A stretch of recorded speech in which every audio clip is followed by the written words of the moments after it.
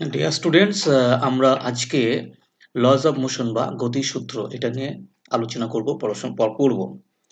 তো এই চ্যাপ্টারটিও গুরুত্বপূর্ণ এবং তোমরা এটা একটু মন দিয়ে শুনবে এবং ক্লাসটি হওয়ার পরে তোমরা নিজেরাও বাড়িতে কিছু ম্যাথমেটিক্যাল এখানে ডিডাকশনস আছে, কিছু ক্যালকুলেশনস আছে, সেইগুলো কিন্তু বাড়িতে প্র্যাকটিস ভালো করে না করলে খুব অসুবিধা হবে, একটু সমস্যায় পড়বে। সেই জন্যে তোমাদের আমি ফিজিক্সটা সেটা কি করে সেই ক্যালকুলেশনগুলো হচ্ছে সেগুলো আমি বুঝিয়ে বলবো, কিন্তু তোমরা প্র্যাকটিসটা করবে। যাই হোক, আমরা তাহলে এই চ্যাপ্টারটি পড়তে শুরু করি। চ্যাপ্টারটি আমরা যেটা আজকে পড়ছি সেটা হচ্ছে গতিসূত্র বা লজ অফ মোশন। তো তোমরা এবং এই চ্যাপ্টারটি পড়বো যখন, তখন আমাদের কিন্তু নিউটনের গতিসূত্রগুলো খুবই কাজে আসবে। তো যখন নিউটনের গতিসূত্রগুলো অবশ্যই আমরা এখানে আলোচনা করব।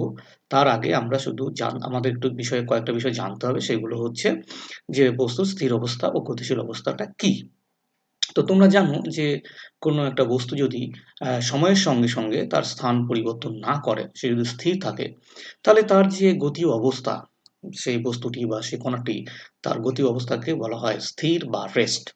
আর যদি সময়ের সঙ্গে সঙ্গে অবস্থান পরিবর্তন হয়, অর্থাৎ কণাটি যদি এক স্থান থেকে অন্য স্থানে স্থানান্তরিত হয় সময়ের সঙ্গে, তাহলে সেই ক্ষেত্রে আমরা বলবো যে বস্তুটি গতিশীল। অর্থাৎ এই ক্ষেত্রে তার যে গতির অবস্থা তাকে গতিশীল বা ইন মোশন বলা হয়। তো কণাটির অবস্থানের পরিবর্তন হচ্ছে কিনা সেটা আবার যদি আমাদের জানতে হয়, তাহলে কিন্তু আমাদের অবস্থান পরিমাপাঙ্ক, যাকে বলা হয় পজিশনাল প্যারামিটার, এটার প্রয়োজন হয়। সেটা আবার কি ব্যাপার? সেটা হচ্ছে, ধরা যাক তুমি ধরো এক্স অক্ষ বরাবর, আমি ধরলাম এটা একমাত্রিক ক্ষেত্র, অর্থাৎ এক্স অক্ষ বরাবর বা একটা সরলরেখা বরাবর কোনো একটা বস্তু বা কোনো কণা গতিশীল হচ্ছে। তাহলে সেই সময়ের সঙ্গে সঙ্গে সে তার স্থান পরিবর্তন করছে। কোনো একটা নির্দিষ্ট সময়ে যদি সেই বস্তুটি তুমি অবস্থান নির্ণয় করতে চাও, তাহলে তোমাকে কি করতে হবে? না, তোমাকে কোনো একটা বিন্দুর সাপেক্ষে, ধরো সেই বিন্দুটা হচ্ছে ও। কোনো একটা বিন্দুর সাপেক্ষে তোমাকে কিন্তু একটা নির্দিষ্ট সময় পর তার যে অবস্থান, সেই অবস্থানে কতটা দূরত্ব সে গেল, সেই দূরত্বটা তোমার কিন্তু পরিমাপ করতে হবে। তো যে বিন্দুর সাপেক্ষে তুমি এই দৈর্ঘ্যটা পরিমাপ করবে, সেই বিন্দুটাকে বলা হবে মূল বিন্দু, এবং এই মূল বিন্দুটাকে স্থির ধরা হচ্ছে। ঠিক আছে? এইবার ধরা যাক আমি P বিন্দুতে বস্তুটির অবস্থান নির্ণয় করতে চাই। যেহেতু বস্তুটি x অক্ষ বরাবর বা কণাটি x অক্ষ বরাবর গতিশীল, তাই আমাকে শুধুমাত্র এই ক্ষেত্রে আ যে এই P পর্যন্ত দৈর্ঘ্য, দ্যাট ইজ সেটাকে আমি ধরে নিলাম x, সেটা পরিমাপ করলেই যথেষ্ট হবে। অর্থাৎ এই ক্ষেত্রে আমাদের আ এক একটি মাত্র পরিমাপাঙ্ক বা পজিশনাল প্যারামিটার, যেটাকে আমরা x বলছি, সেটা প্রয়োজন হচ্ছে। এবার দেখো নিচের এই ছবিটা দেখো। এই ক্ষেত্রে আমরা যদি ধরে নিই একটা দ্বিমাত্রিক ক্ষেত্র, অর্থাৎ টু ডাইমেনশনাল কেস। তো টু ডাইমেনশনাল কেস হলে সেটা আমরা ধরে নিচ্ছি যে এটা এক্স অক্ষ বরাবর এক অক্ষ এবং এটা হচ্ছে ওয়াই অক্ষ, এবং তারা ও বিন্দুতে ছেদ করেছে। এটা সেই ক্ষেত্রে মূল বিন্দু হিসাবে পরিগণিত হবে। এবং তুমি যেকোনো সময়ে যদি কোনো একটা বস্তুর অবস্থান ধরে নাও যদি P, তাহলে তোমাকে আগে দেখতে হবে যে এই x অক্ষ বরাবর সে কতটা দূরত্বে অবস্থান করছে। সেটা ধরে নিলাম স্মল x, এবং অতঃপর তোমাকে এটাও নির্ণয় করতে হবে যে এই y অক্ষ বরাবর সে কতটা দূর অবস্থান করছে। তো তুমি যদি এই y অক্ষ বরাবর এটাকে পরিমাপ করো, তাহলে সেটা হচ্ছে y। অর্থাৎ এই ক্ষেত্রে তুমি ওই বস্তুটি আ স্থান তোমাকে নির্দেশ করতে হলে দুটি স্থান পরিমাপাঙ্ক বা দুটো পজিশনাল প্যারামিটার x এবং y প্রয়োজন তোমার হবে, এবং সেক্ষেত্রে ওই বস্তুটির অবস্থান তুমি xy বা স্থানাঙ্কও তুমি বলতে পারো, xy বলবে। তাহলে এই ক্ষেত্রে যে তুমি দেখলে যে মূলবিন্দু O এবং দুটি অক্ষ OX এবং OY, এই যে সমগ্র ব্যবস্থা, এই সমগ্র ব্যবস্থাকে বলা হয় অ্যাকচুয়ালি নির্দেশতন্ত্র বা system of reference or reference frame. এবং এই সিস্টেম অফ রেফারেন্সের রেসপেক্টে বা এটার সাহায্যে তুমি কিন্তু কোনো একটা বস্তুর বা কণার তুমি অবস্থা নির্ণয় করতে পারছো। তাহলে এই ক্ষেত্রে তুমি সংক্ষেপে বলতে পারো কি যে আহ, নির্দেশতন্ত্র হচ্ছে এমন একটা ব্যবস্থা, যে ব্যবস্থার সাহায্যে তুমি কিন্তু কোনো একটা বস্তু, সে স্থির হোক বা গতিশীল হোক, তার কিন্তু অবস্থান তুমি নির্ণয় করতে পারবে। সুতরাং আমাদের কোনো বস্তুর অবস্থান নির্ণয় করার জন্য এই নির্দেশতন্ত্রটা খুবই গুরুত্বপূর্ণ, অর্থাৎ reference frame or system of reference যাই বলো, সেটা কিন্তু খুব প্রয়োজন। এবার যদি ত্রিমাত্রিক দেশের কথা তুমি ভাবো, অর্থাৎ থ্রি ডাইমেনশনাল কেস, তুমি দেখতে পাচ্ছ এখানে থ্রি ডাইমেনশনাল কেসের একটা এখানে দেখানো হয়েছে ও এক্স, ও ওয়াই এবং ও জেড, তিনটি এরা পরস্পর লম্বভাবে অবস্থিত তিনটি অক্ষ, যারা পরস্পর ও বিন্দুতে ছেদ করেছে। তাহলে এই ও বিন্দুটা তোমার মূল বিন্দু হয়ে যাবে। এখন যদি তুমি যে পি বিন্দু রয়েছে, সেই পি বিন্দুর অবস্থান তোমায় যদি নির্ণয় করতে হয় তাহলে তোমাকে দেখতে হবে যে এক্স অক্ষ বরাবর সে কত দূরত্বে অবস্থান করছে, সেটা তুমি এক্স ধরে নিলে। সিমিলারলি ওয়াই অক্ষ বরাবর কত দূরত্বে আছে, এটা তোমার ওয়াই অক্ষ বরাবর। তো ওয়াই অক্ষ বরাবর তোমার মানে এইরকম দূরত্বটা তোমার এই দিকে মাপতে হবে, সেটা তুমি ধরে নিচ্ছ স্মল ওয়াই।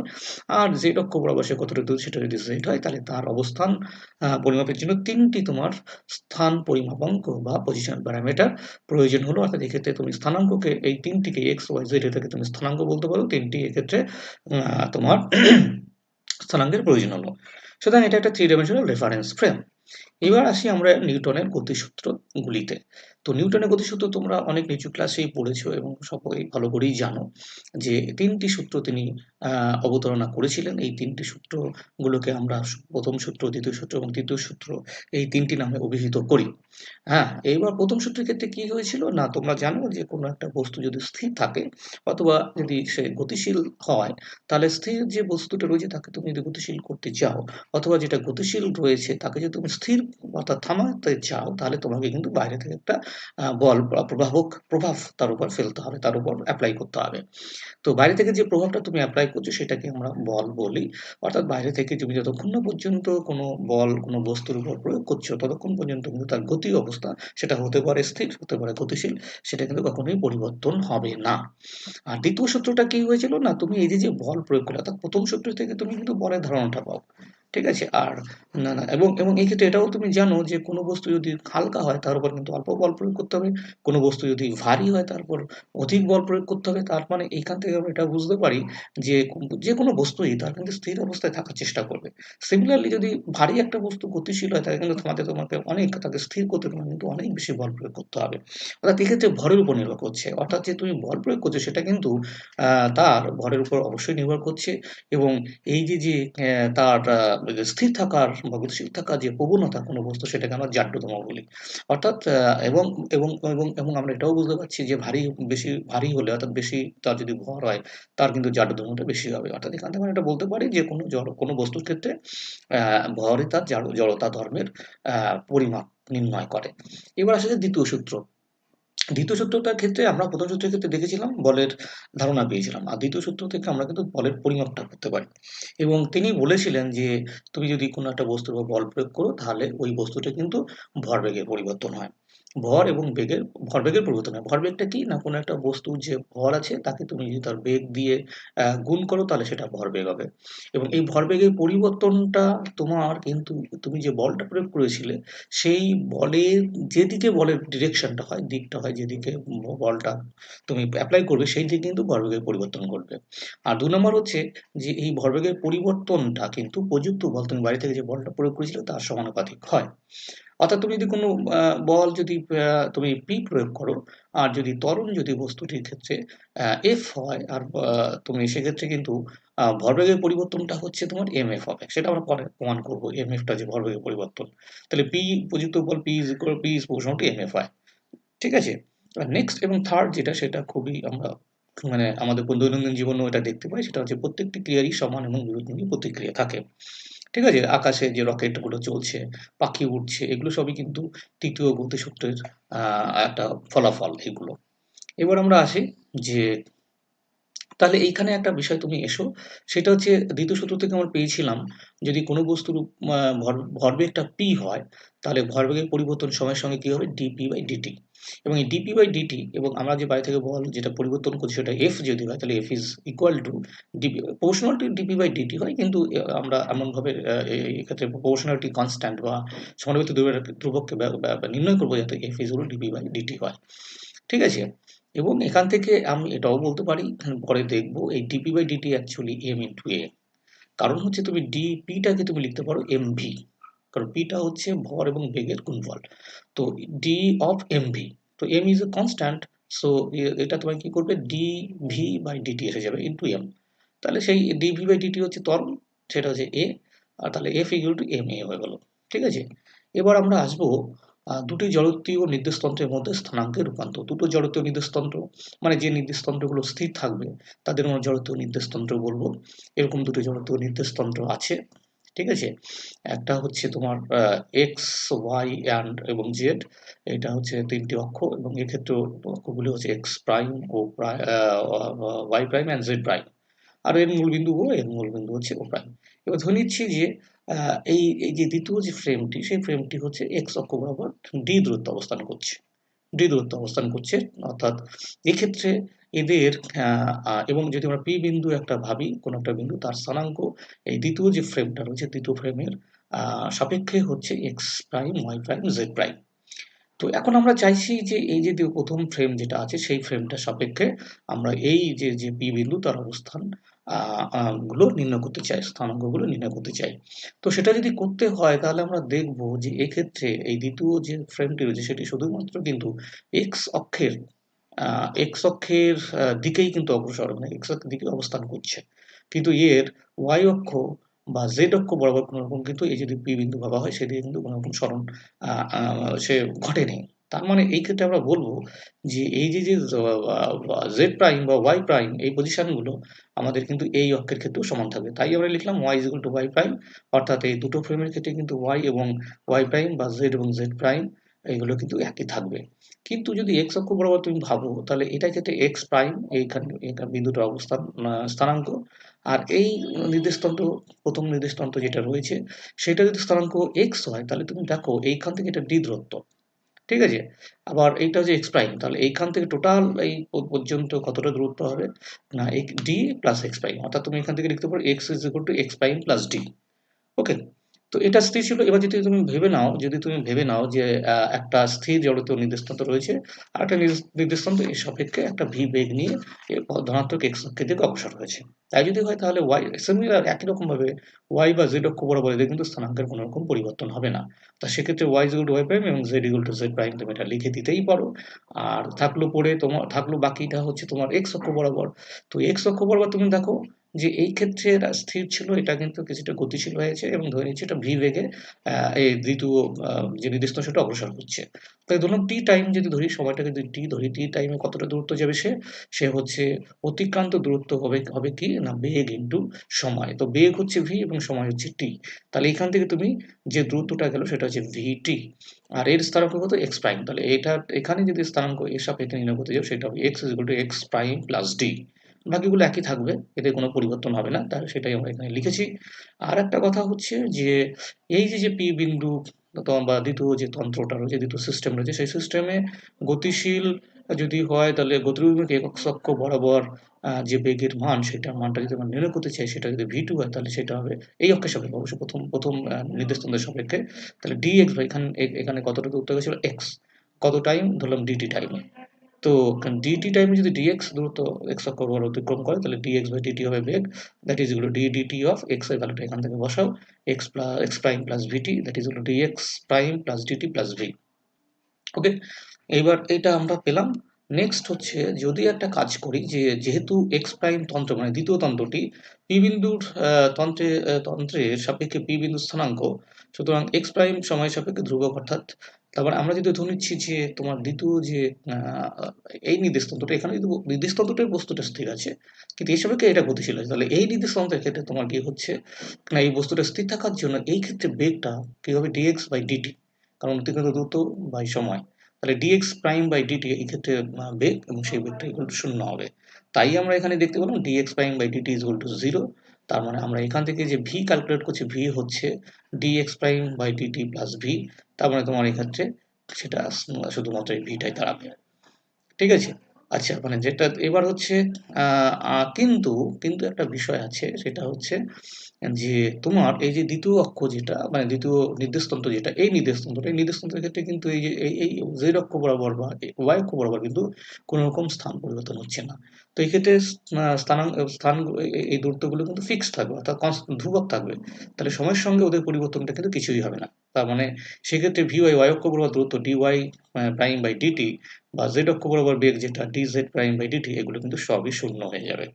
ঠিক আছে? এবার এইবার যদি আমরা ভাবি যে আরেকটা ত্রিমাত্রিক ক্ষেত্রে যদি ভাবি, এটা x, y, z হচ্ছে একটা নির্দেশতন্ত্র, আর একটা নির্দেশতন্ত্র হচ্ছে x prime, y prime, z prime নির্দেশতন্ত্র।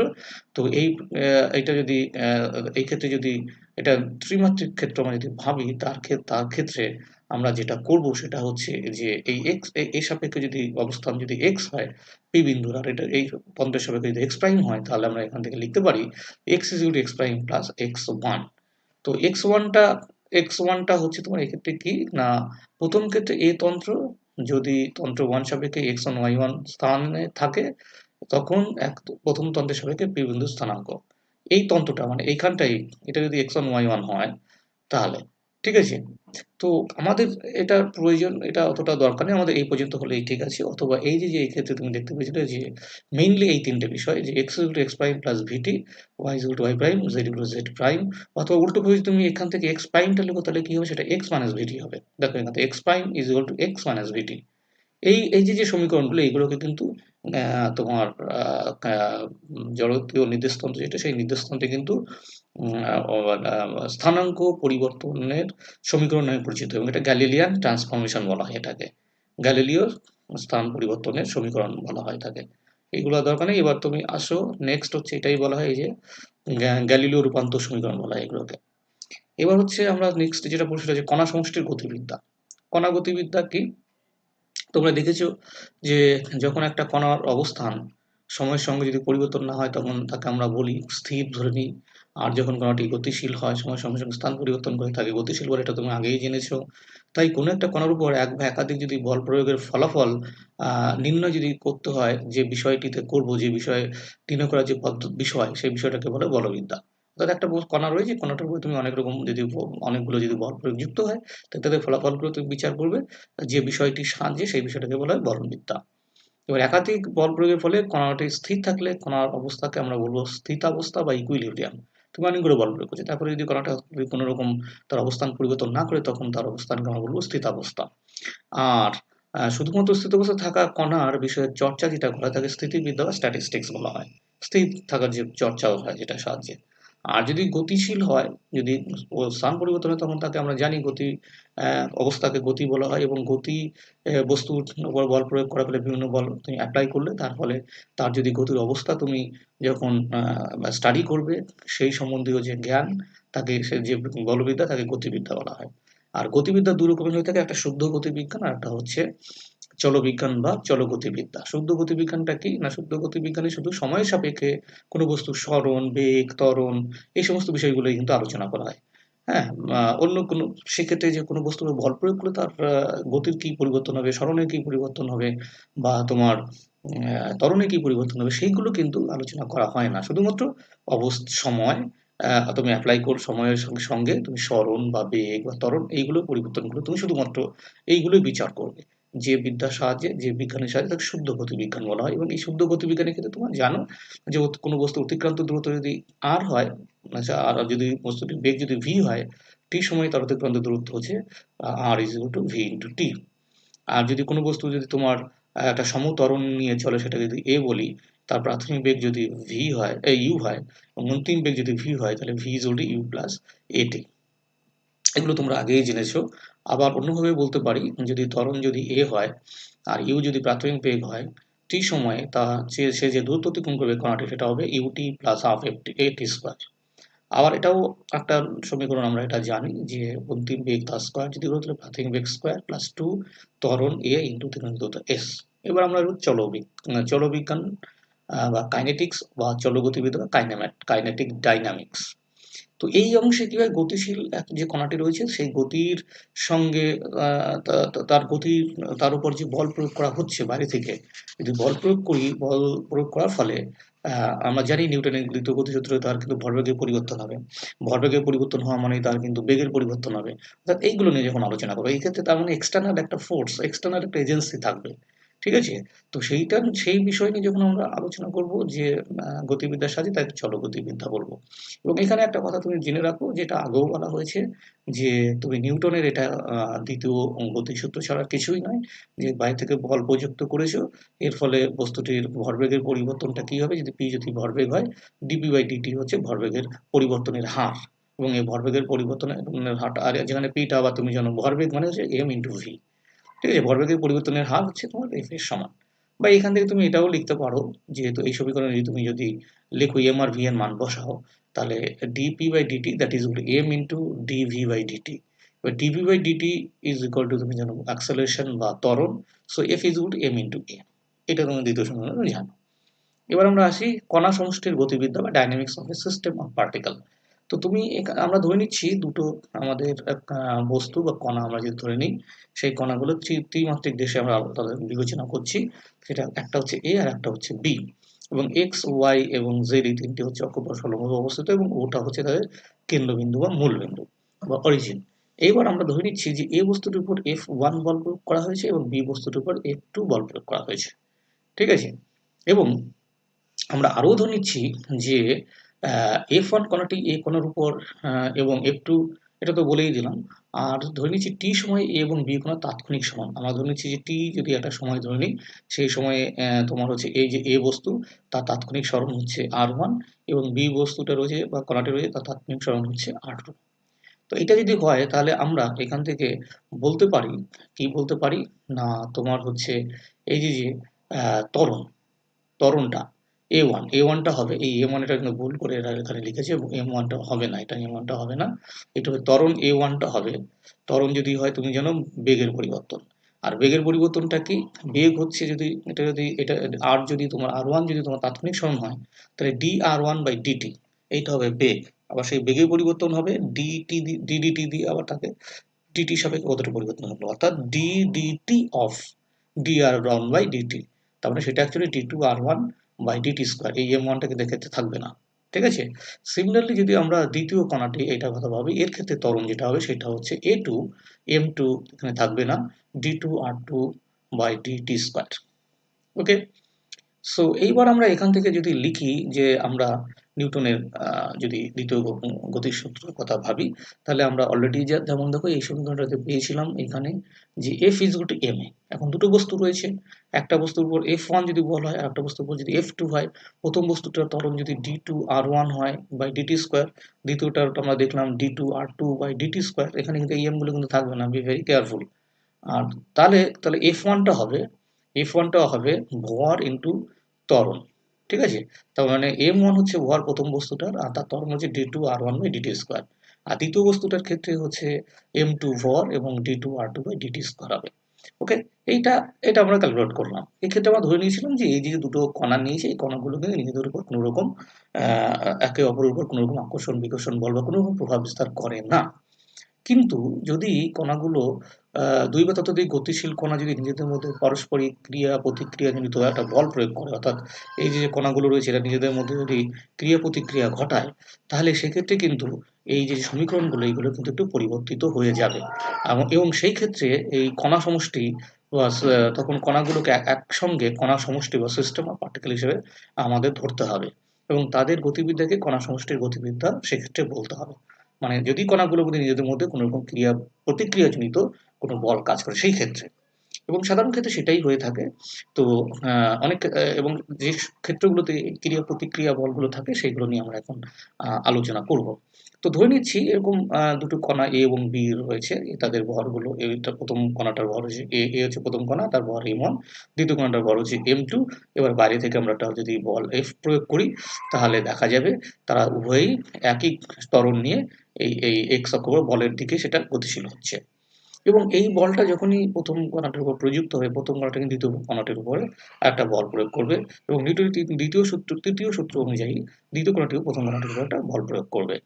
তো প্রথম কণাটি দ্বিতীয় কণাটির উপর যে বল প্রয়োগ করবে সেটাকে আমরা দিচ্ছি F2 বল, অর্থাৎ ২ নম্বর কণার উপরে ১ নম্বর কণা যে বল প্রয়োগ করলো।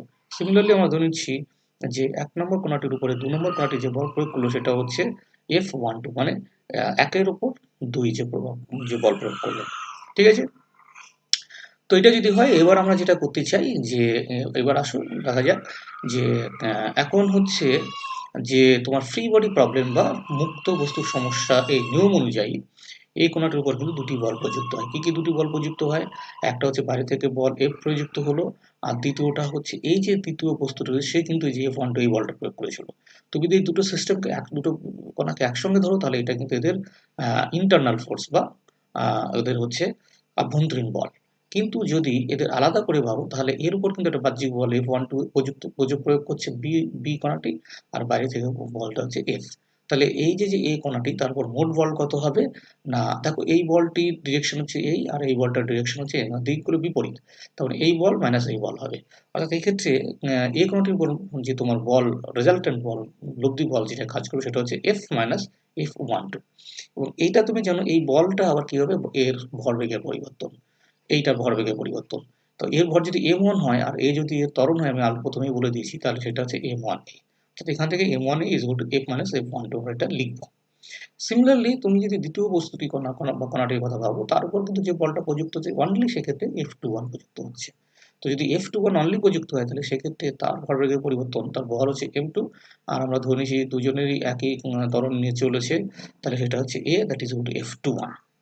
আচ্ছা, এইবার একটা কথা তোমাদের ক্ষেত্রে বলে রাখি, নিউটন এটাও দেখিয়েছিলেন যে এই যে বলগুলো, এই বলটা প্রথমে, এরপর যে বল প্রয়োগ করে সেটা ক্রিয়া বল, আর এই বলটা এই বস্তুটি এর উপর যে কণাটি এর উপর যে বলটা প্রয়োগ করে সেটা হচ্ছে প্রতিক্রিয়া বল। অর্থাৎ F21 হচ্ছে ক্রিয়া বল, F12 প্রতিক্রিয়া বল, এরা কিন্তু সমান এবং বিপরীতমুখী হয়। ঠিক আছে, এটা কিন্তু মাথায় রাখতে হবে।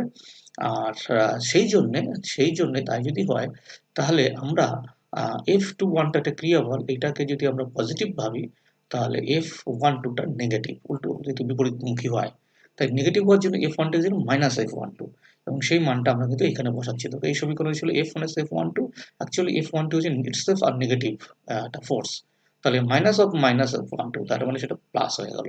So F plus F12 is equal to M1A। আর দ্বিতীয়টার ক্ষেত্রে হচ্ছে ওই F21 ই রইল M2A।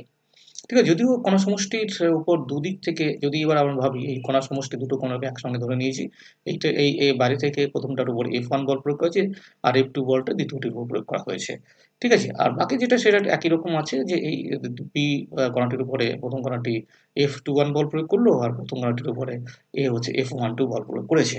তাই যদি হয় তাহলে এদের গতির সমীকরণগুলো এখন কি হবে না, প্রথম কণাটির উপর থেকে বাইরে থেকে প্রযুক্ত বলটা অ্যাকচুয়ালি কি F1 আর এইটা হচ্ছে প্লাস F12, তাই আমরা এখানে দেখলাম প্লাস হয়েছিল কারণ এটা উল্টো ডিরেকশনে, তাই অ্যাকচুয়ালি F1 মাইনাস F12 হয়, কিন্তু যেহেতু F12 itself আর negative force, so F1 minus of minus হবে, F1 প্লাস F12 হলো। সো সেটা হচ্ছে এর ভর হচ্ছে m1 আর এর ত্বরণ আমি ধরে নিচ্ছি a, তো m1a। ঠিক আছে, আর দ্বিতীয়টির ক্ষেত্রে একই রকম ভাবে হবে F2 বাইরে থেকে প্রযুক্ত বল আর এর উপরে যে আর একটা বল কাজ হয়েছে F21, so F2 plus F21 is equal to M2A।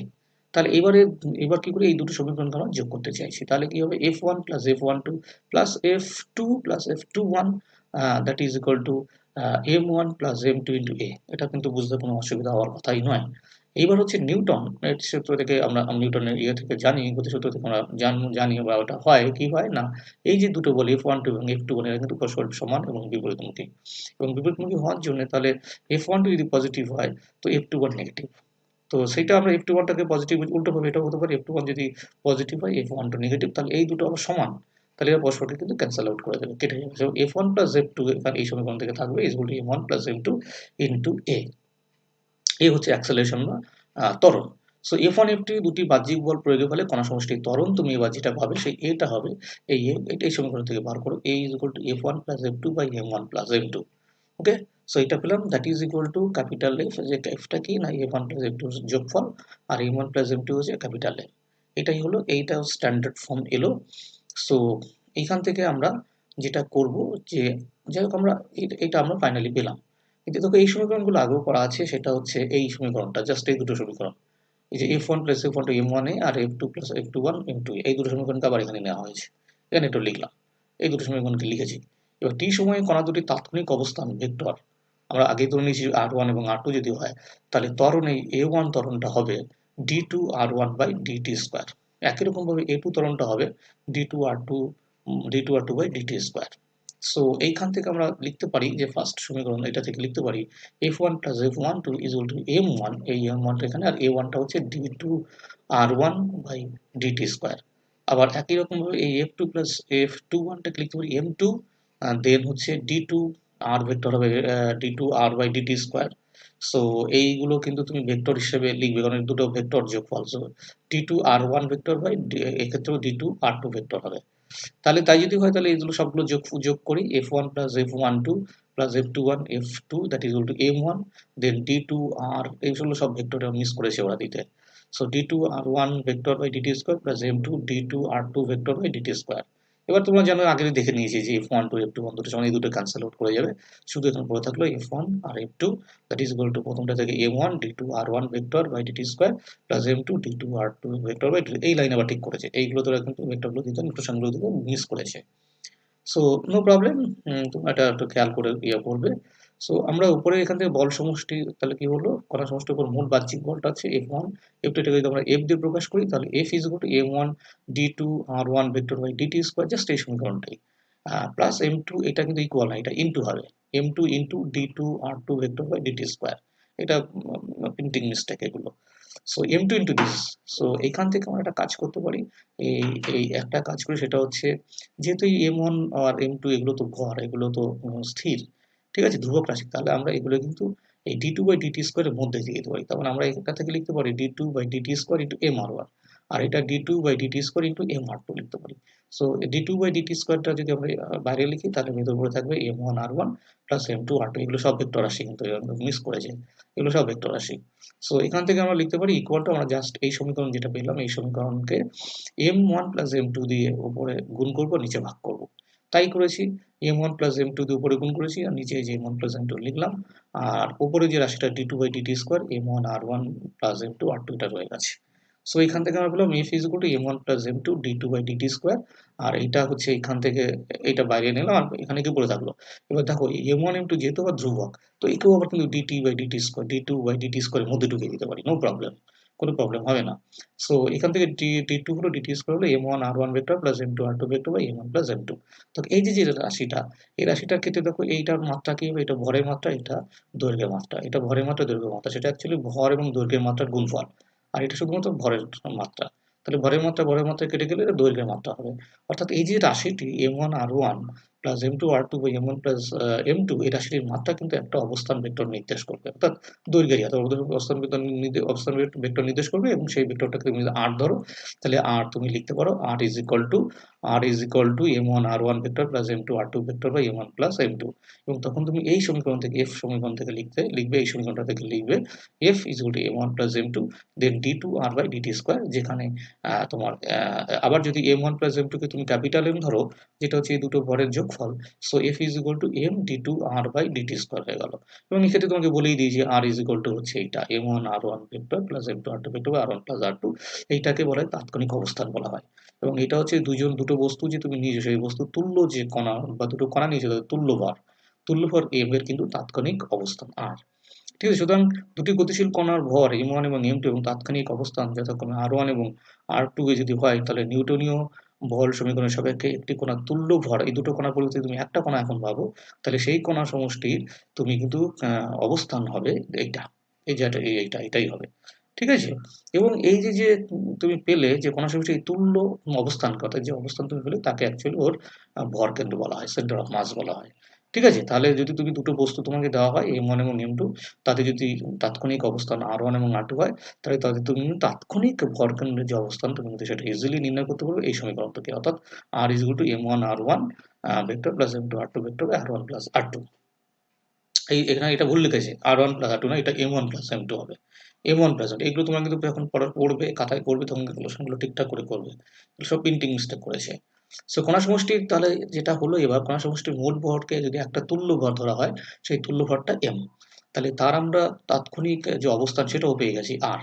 তাই যদি হয় তাহলে তাৎক্ষণিক বেগ আমি নির্ণয় করতে পারবো, সেই ভরকেন্দ্রের তাৎক্ষণিক বেগ, এবং তাৎক্ষণিক বেগটা তোমার কি হবে, যদি vc ভাবো সেটা আমার জানো সময়ের সঙ্গে কিন্তু অবস্থানের পরিবর্তন, অবস্থান ভেক্টর, তাহলে dr বাই dt হবে।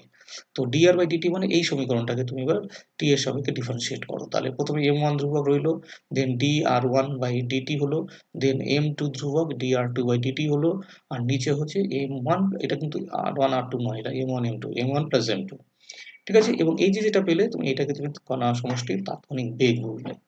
এবার যদি তাৎক্ষণিক ত্বরণ তুমি নির্ণয় করতে চাও তাহলে কি করবে না, এই যে বেগটা পেলে তাকে আবার t এর সাপেক্ষে তুমি ডিফারেন্সিয়েট করবে, অর্থাৎ তাহলে এইটা দাঁড়াবে d2 r by dt square হয়ে যাবে। এবং সেক্ষেত্রে এটাকে আবার ডিফারেন্সিয়েট করো, তাহলে কি হবে m1 d2 r1 by dt square plus m2 d2 r2 by dt square by m1 plus m2। তাহলে এইটা হচ্ছে কণা সমষ্টি তোমার কাছে তাৎক্ষণিক ত্বরণ। এবার আমরা আসবো যে n সংখ্যক গতিশীল কণা সমন্বয়ে গঠিত কণা সমষ্টির গতিবেগ। তার মানে এবার আমরা ওর ক্ষেত্রে দুটো নিয়ে আলোচনা করেছিলাম আগের ক্ষেত্রে, এবার আমরা কিন্তু n সংখ্যক নিয়ে করতে চাই আলোচনা।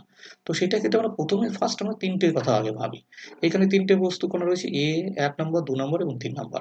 ১ নম্বরের উপর বাইরে থেকে প্রযুক্ত বল F1, ২ নম্বরের উপর বাইরে থেকে প্রযুক্ত বল F2, ৩ নম্বরের উপর বাইরে থেকে প্রযুক্ত বল F3। তাহলে এবার ধরে নিচ্ছি যে ১ নম্বরের উপর কে বল প্রয়োগ করবে? এই ২ নম্বর প্রয়োগ করবে, ৩ নম্বর প্রয়োগ করবে। তাহলে সেই বলগুলো হচ্ছে ১ এর উপর ২ তাহলে F12, আবার ১ এর উপর ৩ প্রয়োগ করছি তাহলে F13 হলো। সিমিলারলি এই ২ নম্বরের উপরে ১ নম্বর যেটা বল প্রয়োগ সেটা 2, 1, আর ২ নম্বরের উপরে ৩ নম্বর বস্তুটি যে বল প্রয়োগ সেটা 2, 3। সিমিলারলি ৩ নম্বরের উপরে যে বল প্রয়োগ করবে ১ নম্বর সেটা হচ্ছে 3, 1, ২ নম্বর যেটা এর উপর বল প্রয়োগ করবে সেটা হচ্ছে P3, 2। তাহলে এইখান থেকে আমরা এগুলো পেলাম। আর বাহ্যিক বলগুলো তো বলেই দিয়েছি। তাহলে এক্ষেত্রে তুমি এসে সংক্ষিপ্তকরণ করা যেতে পারে, সেটা হচ্ছে কি না, তোমার এই ১ নম্বর যে বস্তুটি কণাটি তার উপর বলগুলো কি হচ্ছে F1 plus F13 plus F12, সেটাই আমরা এখানে লিখেছি F1 plus F12 plus F13। এবং এটা কি হবে না, এই ত্বরণ যদি তোমার ত্বরণটার তাৎক্ষণিক যদি অবস্থান r ভেক্টর হয়, তাহলে তুমি তার ত্বরণ হচ্ছে তুমি কি জানো d2 r1 by dt square. এবং এটা যেহেতু বল, তাহলে এটা বল ইন্টু তোমার কি হবে m ইন্টু f হবে। m হচ্ছে এর ভর হচ্ছে m, so m1, so m1 d2 r1 vector by dt square is equal to F1 plus F12 plus F13। Similarly যে ২ নম্বর কণাটির কথা ভাবো, সেটা ২ নম্বর কণাটি এটা। ২ নম্বর কণাটির উপর যে বলগুলো প্রযুক্ত সেটা কি, কি? বাইরে থেকে প্রযুক্ত বল। ধরো F2 দেখো এখানে রয়েছে। তারপরে হচ্ছে ১ নম্বর প্রয়োগ করছে F21, সেটা তুমি লিখলে F21। ২ নম্বর প্রয়োগ করছে F23, সেটা হবে এর ভর m2 ইন্টু এর তাৎক্ষণিক বেগের পরিবর্তন, মানে d2 r ভেক্টর, এটা r2 ভেক্টর হবে বাই dt স্কয়ার। সিমিলারলি ৩ নম্বরের ক্ষেত্রে হবে m3 d2 r3 vector by dt square is equal to f3। ৩ নম্বরের পরে ১ নম্বর যেটা F31 আর ২ নম্বর যেটা হচ্ছে F32, এটা হলো। সো এইবার আমরা দেখলাম এক্ষেত্রে যে কি না, ৩টি কণা হয়েছে। ৩টি কণার কথা ভেবেছিলাম। তাহলে যেকোনো একটা কণার উপর তাহলে কতগুলো, বা যে অন্যান্য কণাগুলো কতগুলো বল প্রয়োগ করছে? ২টি। তো ৩ থেকে ১ বাদ দেওয়া। তার মানে আমাদের যদি n সংখ্যক কণা থাকে, তাহলে কোনো একটা কণার উপরে তার থেকে একটা কম, মানে এগুলো হচ্ছে নিজেদের মধ্যে যে বলটা প্রযুক্ত হবে। তাহলে যদি n খানা কণা থাকে, তাহলে ১ম একটা যদি কণা ভাবি, যেকোনো একটা কণা, সেই একটা কণার উপরে বাকি n-1 খানা কণা বল প্রয়োগ করবে। তো সেটা কথাটাই এখানে বলা আছে। আচ্ছা, এইবার যদি আমরা একটা কথা বিবেচনা করি, তাহলে যে কোনো একটা তাহলে আমরা এখানে কি লিখছি? ১ম কণার কথা ভাবছি। তাহলে ১ম কণার ক্ষেত্রে এখানে n সংখ্যক তোমার হচ্ছে কণা আছে, সেটা আগে তো ৩ টে বলেছিলাম, আর n কণা। তাহলে তার ভরবেগের পরিবর্তন, তাহলে সেটা হচ্ছে d2 r1 by dt square হলো। m1 দিয়ে ভাগ করলাম, এটা ভরবেগের পরিবর্তন হলো, এটা অ্যাকচুয়ালি মোট। তো সেটা হবে কি, যে বলগুলো প্রযুক্ত হলো F1 বল প্রযুক্ত, যে বাহ্যিক বল। তারপরে ১ এর উপর ২, ১ এর উপরে ৩, ১ এর উপরে ৪, এভাবে করতে, করতে ১ এর উপরে n খানা প্রয়োগ করলো। That is here. সিমিলারলি ২ নম্বর কণাটির ক্ষেত্রে m2 d2 r2 by dt square, এইটা হচ্ছে তার mf হলো। বলগুলোকে ২ f2, তারপরে ২ এর উপরে ১ নম্বর, ২ এর উপরে ৩ নম্বর, ২ এর উপরে ৪, এভাবে হলো। 3 এর উপরে তাই 3 টাও এই একই রকম ভাবে লিখবো, m3 d2 by d2 r3 by dt square is equal f3। ৩ এর উপরে ১ নম্বর, ৩ এর উপরে ২ নম্বর, ডট ডট এটা আঁকে। ৩ এর নাম কত হবে? ৩ এর উপরে n সংখ্যক যেটা হবে। এইভাবে করতে, করতে আমরা ফাইনালি n খানার জন্য যেটা করব সেটা হচ্ছে mn d2 rn by dt square, that is equal to fn, যেটা বাইরে থেকে বল প্রয়োগ করেছিলাম। n নম্বরের উপরে ১ নম্বর যেটা প্রয়োগ করলো, n নম্বরের উপর ২ নম্বর, এভাবে করতে, করতে n নম্বরের উপরে একটা বাদ যাবে। কারণ আমরা তো যদি আমাদের ৩ টে থাকতো, দুটো থাকতো, দুটো বল প্রয়োগ করতো। তাহলে এখানে n খানা কণা আছে, তাহলে কত কণার উপর বল প্রয়োগ করবে? n-1, একটা কম পর্যন্ত। এটা আশা করি বুঝতে পেরেছো। আচ্ছা, তাই যদি হয় এবার আমরা এটাকে একটু সিম্পলি লিখতে পারি, যে যদি আমরা এই সবগুলোকে আমরা যোগ করি, মানে এটাকে সিম্পলি যদি লিখতে চাই একটা সরলভাবে, তাহলে আমরা লিখতে পারি mi d2 ri by dt square, না i is equal to 1 থেকে তোমার n হতে পারে। দেন হচ্ছে fi বাইরে থেকে প্রযুক্ত বল, যেটা fn ছিল, প্লাস fij, যেখানে i বা j এদের মান n পর্যন্ত হতে পারে, কিন্তু j আবার i এর সঙ্গে সমান হবে না। j কিন্তু i এর সঙ্গে সমান। এখানে কিন্তু দেখো প্রত্যেকটা ক্ষেত্রে কিন্তু j মানে এই ক্ষেত্রে দেখো i হচ্ছে 1 আর j হচ্ছে 2। এই ক্ষেত্রে i1 j3, এখানে i1 j4। তার মানে এই ক্ষেত্রে কখনোই কিন্তু i আর j সমান হচ্ছে না। দুজনেই পরিবর্তন হচ্ছে, কিন্তু দুজনের কিন্তু কেউ সমান হচ্ছে না। তাহলে এটা হচ্ছে ফাইনাল রূপ mi d2 ri by dt square, that is equal to fi সব ভেক্টর প্লাস fij ভেক্টর। অর্থাৎ আমরা এবার একটা কাজ করতে পারি, এই যে fi যে বলে সেটা অ্যাকচুয়ালি বাইরে থেকে প্রযুক্ত বলে, এক্সটার্নাল ফোর্স, সেজন্য এটাকে আমরা fie দিয়েও লিখতে পারি। অর্থাৎ এই সমীকরণ যা তাই আছে, শুধুমাত্র এই এক্সটার্নাল ফোর্সটাকে আমরা fie হিসেবেও লিখতে পারি। ঠিক আছে? এটা হচ্ছে n সংখ্যক কণার ক্ষেত্রে আমরা এটা পেলাম। এবার আমাদের নেক্সট যেটা পড়তে হবে সেটা হচ্ছে ভরবেগের সংরক্ষণ। তো নিউটনের ২য় গতিসূত্র থেকে আমরা জানি কোনো বস্তুর উপর যদি একটা বল প্রযুক্ত হয়, তাহলে সেই বলটা কিন্তু বস্তুটি যদি ভরবেগের পরিবর্তন হয়, সেই ভরবেগের পরিবর্তনের সঙ্গে সমানুপাতিক হবে। তো আমরা এখানে লিখতে পারি F যদি প্রযুক্ত বল হয় সেটা প্রপ্রোশনাল টু dP/dt। সো তাই যদি হয় এবার আমরা যেটা করব P হচ্ছে তোমার ভরবেগ এবং ভরবেগ তাহলে F is equal to আমরা এবং এই ধ্রুবকটাকে যেহেতু প্রপ্রোশনাল রয়েছে তাহলে ধ্রুবকটাকে আমরা মানে নির্ণয় করব যাতে এটা 1 হয়। So F is equal to dP/dt হলো।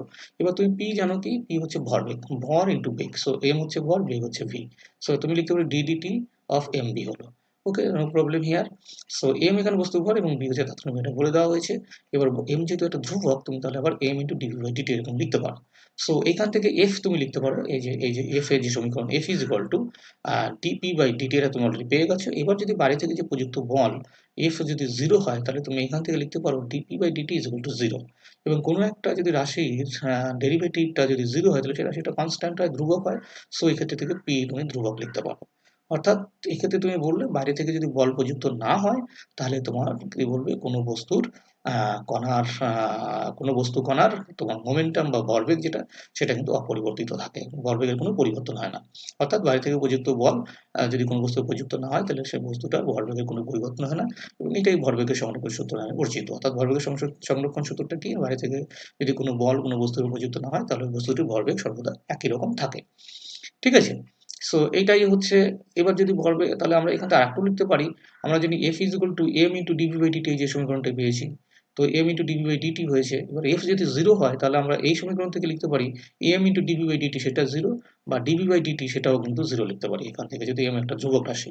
তাহলে এইখান থেকে আবারও বলতে পারি যেহেতু ভেলোসিটি বা বেগের পরিবর্তনটা তোমার 0 হচ্ছে তাহলে v টাও ধ্রুবক হবে। অর্থাৎ এক্ষেত্রে কিন্তু বেগটা একই রকম থাকবে, বেগ ধ্রুবক থাকবে। এবার কণা সমষ্টির ক্ষেত্রে আমরা যদি আসি সংরক্ষণ সূত্রটা, সেটা যদি আসি আমরা জানি যে যদি একটা সংস্থায় অনেকগুলো কণা থাকে যেগুলো m1, m2 এরকম করে হয়, যাদের বেগগুলো যদি v1, v2 ইত্যাদি হয়, তাহলে আমরা লিখতে পারি যে আমাদের দেখো এই সমীকরণটাকে একটু ফলো করো। সেই সমীকরণ লাস্ট আমরা দেখেছিলাম এই যে এই সমীকরণটা। লাস্ট সমীকরণটা হচ্ছে তো এই যে এই সমীকরণটা। এই যে এই সমীকরণগুলো mi d2 ri by dt square এটা অ্যাকচুয়ালি কি? এইটাও কিন্তু ত্বরণ অ্যাকচুয়ালি। তো এটাকে আমরা লিখতে পারি ddt of dri by dt তার মানে ddt of dv by dt সেটাই জাস্ট এখানে লেখা হয়েছে। তো সেটাই এখানে জাস্ট লেখা হয়েছে সেটা হচ্ছে এই m ইনটু তোমার এখানে ত্বরণের পরিবর্তন ছিল তাহলে বেগের পরিবর্তন ছিল actually d2 r by dt square ছিল। এবার v টা হচ্ছে ddt তাহলে এটা তুমি dr by dt তাহলে এটা লিখতে পারো m1 into dv1 by dt এটা এক্সটার্নাল ফোর্স F1 এক্সটার্নাল এটা 1 নম্বরের জন্য ভাবছি। প্লাস আমরা বলেছিলাম J এবার শুরু হবে J কিন্তু 2 থেকে কারণ এক্ষেত্রে প্রথম বস্তু ধরলে F1 তারপরে Jn এইটা হলো। সিমিলারলি 2 নম্বর বস্তুর ক্ষেত্রে হবে m2 dv2 by dt plus F2 external বাইরে থেকে প্রযুক্ত বল plus J is equal to 1 to n। কিন্তু J 2 হবে না এই ক্ষেত্রে কারণ 2 1 হবে, 2 3 হবে, 2 5 হবে কিন্তু 2 2 কখনোই হবে না। ঠিক আছে? সেজন্য J not is equal to 2 আর এই ক্ষেত্রেও তাই F1 1 হবে না কিন্তু সেজন্য এই ক্ষেত্রে কিন্তু এটাও লিখতে পারো J not is equal to 1 সেক্ষেত্রে কোনো অসুবিধা নেই একই ব্যাপার। সো এরকম করে যদি n সংখ্যার ক্ষেত্রে ভাবো তাহলে mn এটা mn হলো dvn by dt is equal to fn external plus j equal to 1 to n minus 1 যেহেতু তোমার একটা কম হয় আগেই বলে দিয়েছি fnj। অবশ্যই এখানে কিন্তু i এবং এক্ষেত্রে হচ্ছে j is equal to 1 থেকে শুরু হতেই পারে কিন্তু কখনোই এটা n হবে না, n এর j এর মানটা কখনো n হবে না এই ক্ষেত্রে। এবার হচ্ছে F1 external, F2 external, Fn external এই কণাগুলোর সাপেক্ষে যদি বাহ্যিক বল যথাক্রমে m1 ইত্যাদি ইত্যাদি ভরগুলোর উপর প্রযুক্ত হয় এবং তার ক্ষেত্রে যদি J is equal to এইটা এই যে যেটা আছে ইত্যাদি বল সমষ্টি যথাক্রমে m1, m2 ইত্যাদির উপর মোট পারস্পরিক বল। আমরা এবার যেটা করতে চাইছি সেগুলো হচ্ছে যে এই যে সমস্ত কণাগুলো রয়েছে তাদের আমরা জাস্ট একটা সামটা নিতে চাইছি, যোগটা নিতে চাইছি সবগুলোর উপরে।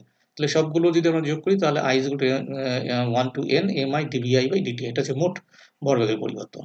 সেটা যদি তাহলে মোট অ্যাপ্লাইড ফোর্স, মোট অ্যাপ্লাই যে ফোর্সটা অ্যাপ্লাই করি সেটা, সেই মোট ফোর্সটা কি? এই যে বিভিন্ন F2 এক্সটার্নাল, F1 এক্সটার্নাল আগেরটাই ছিল বা Fn এক্সটার্নাল এগুলো যোগ করতে হবে। তো সেক্ষেত্রে i is equal to 1 to n হবে Fi E এক্সটার্নাল এটা এফ আই এক্সটার্নাল এটা হলো, দেন প্লাস দেখো এখানে দুটো টার্ম আছে, একটা এন আছে, একটা তোমার এক্ষেত্রে তোমার কি হচ্ছে আইও পরিবর্তন হবে, জেও পরিবর্তন হবে।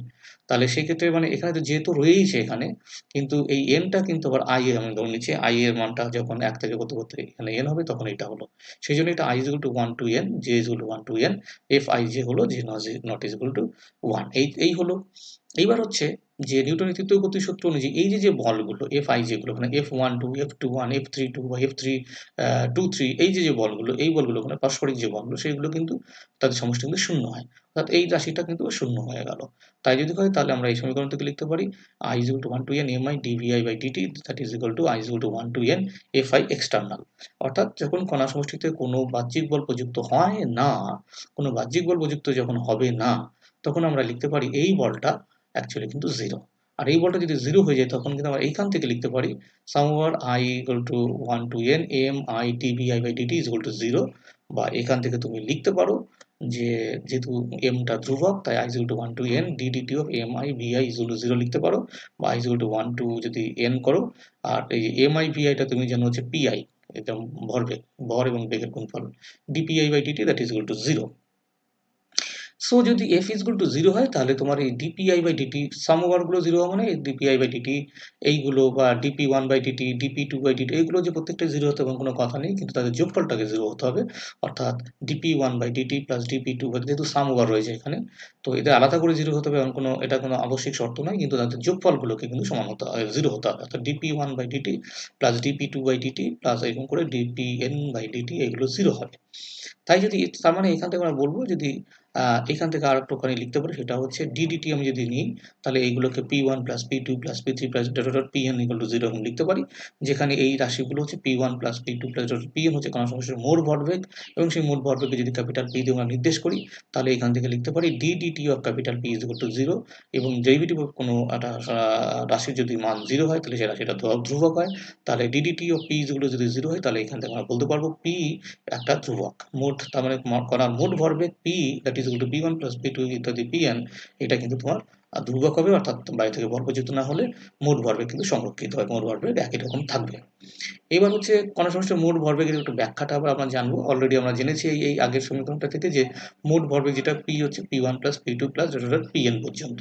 এবার p1টা তুমি কি জানো, বস্তুর ভর m1 ইন্টু তার বেগ v1। সিমিলারলি 2 নম্বরের ক্ষেত্রে ভরবেগটা p2 কি জন্য m2 ভর এবং v2 হচ্ছে তার বেগ, এরকম করে চলবে। তো এরকম মেনশন আছে। তাহলে এইবার বলা হচ্ছে যদি যথাক্রমে প্রথম এগুলো তো হলো, ইত্যাদি হলো, ঠিক আছে।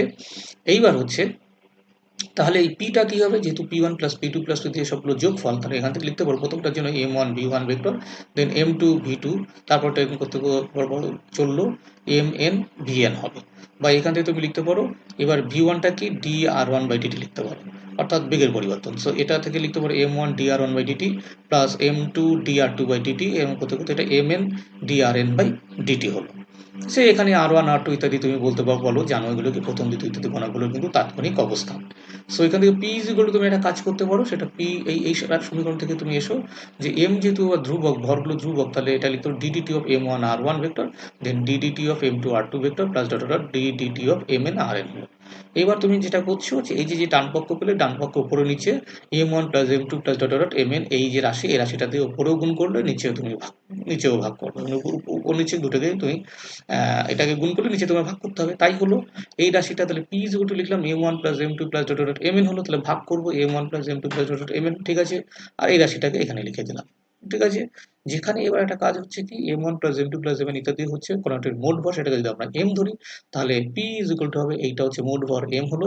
আর এই রাশিটা দেখো, সেই রাশিটা আমি এইখানে এরকম লিখে দিয়েছি, এখানে লিখতে হবে সব, যেহেতু ddt of m1 r1 ddt of this এরকম হলো, তাহলে ddt আমি এখানে কমন নিলাম, ভেতর পড়ে থাকবে m1 r1 plus m2 r2 plus mn dot dot mn rn, আর নিচে এটা m1 plus m2 plus dot dot mn হলো। তাহলে এইখান থেকে আমরা আবার লিখতে পারি m ইন্টু, যেহেতু আবার এই m1 m2 m3 এগুলো সবই ধ্রুবক, তাহলে ddt অফ উপরে সেটা m1 r1 plus m2 r2 plus dot dot mn rn বা m1 plus m2 plus dot dot mn হলো। তাহলে আমরা আগেই দেখেছিলাম যে কি যে এই যে তোমার এই যে রাইট হ্যান্ড সাইড যেটা, এইটা কি হচ্ছে, এটা আর কিছুই না, এটা হচ্ছে তুমি যদি যে সমস্ত কণাগুলো যে ভেবেছিলে সেই সমস্ত কণার পরিবর্তে যদি একটা তুল্য কণা ভাবো, সেই তুল্য কণাটার কিন্তু এই যে যেটা পেলাম অবস্থান ভেক্টর, ঠিক আছে? অবস্থান ভেক্টর বা ভরকেন্দ্রের অবস্থান ভেক্টরও বলতে পারো। তাহলে সেইটাকে যদি আমরা r দিয়ে লিখি, সেই r টা হচ্ছে m1 r1 plus m2 r2 plus dot, dot, dot এই ভেতরের রাশিটা বা m1 plus m2 plus dot, dot mn that is equal to some over i is equal to 1 to n লিখতে পারো। এটা হচ্ছে mi ri by capital M, কারণ m1 plus m2 is equal to capital মোট ভর। তাহলে এই ক্ষেত্রে তুমি p পেলে কি, এই p টা তুমি লিখতে পারো p is equal to এইখানে m রইলো আর এখানে dr ভেক্টর বাই dt। সেই r টা হচ্ছে কণা সমষ্টির ভরকেন্দ্রের অবস্থান ভেক্টর। তো এই আবার dr বাই dt টাকে তুমি v লিখতে পারো, কারণ এটা বেগ, কণা সমষ্টির ভরবেগের তাৎক্ষণিক বেগ। তাহলে অতএব কোনো সময়ে কণা সমষ্টির মোট ভরবেগ এই যে p যেটা হলো সেটা হচ্ছে p is equal to এই m এখানে, আর এখান থেকে dr বাই dt হচ্ছে v, তাহলে mv হয়ে গেল। তাহলে এইটা বলতে বোঝায় কণা সমষ্টির মোট ভর এবং ভরকেন্দ্রের তাৎক্ষণিক বেগের গুণফল। অর্থাৎ এখান থেকে আবার তুমি লিখতে পারো যে তাহলে তুমি এটা জানো বাইরে থেকে প্রযুক্ত বল যেটা হয় সেটা হচ্ছে ভরবেগের পরিবর্তন। এখানে ভরবেগটা পেয়েছে p, তাহলে F is equal to হবে dp বাই dt হবে। সো dp বাই dt হলো, সো বা আবার dp টা কি লিখতে পারছো তুমি, p টা আবার এখান থেকে পেয়েছো, p টা হচ্ছে mv।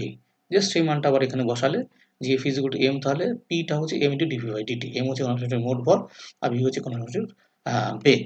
তাহলে এবার বাইরে থেকে যদি প্রযুক্ত বল যদি 0 হয়, তাহলে তোমার হচ্ছে এই F is equal to 0 হলো, মানে m dv by dt equal to 0 হলো। তার মানে dv by dt equal to 0 হলো।